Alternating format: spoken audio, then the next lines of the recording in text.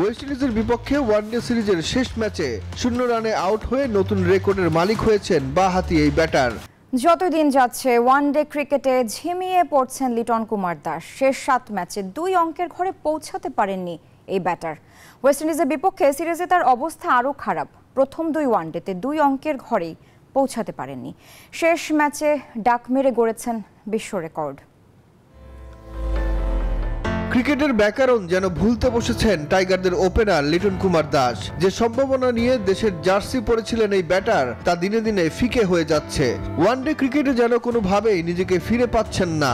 সম্ভাবনা হয়ে টাইগারদের বোঝায় রূপান্তরিত হচ্ছেন লিটন। 2024 সালে যে কজন ব্যাটার 0 রানে আউট হওয়ার রেকর্ড করেছেন তার মধ্যে লিটন দাস অন্যতম সেরা। এই বছর 5 ওয়ানডে খেলে ডাক মারার দিক দিয়ে লিটন দ্বিতীয় স্থানে। 5 ম্যাচে 0 রান করে প্রথম স্থানে আছে আরব আমিরাতের সিদ্দিকুর রহমান। ওয়েস্ট ইন্ডিজের বিপক্ষে ওয়ানডে সিরিজের শেষ ম্যাচে 0 রানে আউট হয়ে নতুন রেকর্ডের মালিক হয়েছেন বাঁহাতি এই batter. Double million offer Walton fridge কিনে পেতে পারেন 20 লক্ষ টাকা, রয়েছে কোটি কোটি টাকার নিশ্চিত উপহার। প্রথম 2 ম্যাচে লিটন আউট হয়েছেন 2 ও 4 রানে।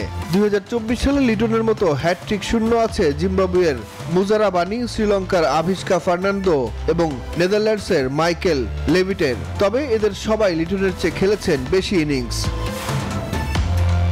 আফগানিস্তান সিরিজে অসুস্থতার কারণে দলে ছিলেন না লিটন কুমার দাস। তার আগে শ্রীলঙ্কার বিপক্ষে চট্টগ্রামে প্রথম 2 ম্যাচে 0 রানে আউট হলে দল থেকে বাদ পড়েন তৃতীয় ম্যাচে। এখন পর্যন্ত ওয়ানডে ক্রিকেটে 15 বার ডাক মেরেছেন লিটন দাস। তবে শূন্যের দিক থেকে এগিয়ে আছেন তামিম ইকবাল। ওয়ানডেতে তিনি ডাক মেরেছেন 19 বার। হাবিবুল বাশার সুমনের ডাকের সংখ্যা 18টি। সুখন সরকার, নিউজ 24, ঢাকা।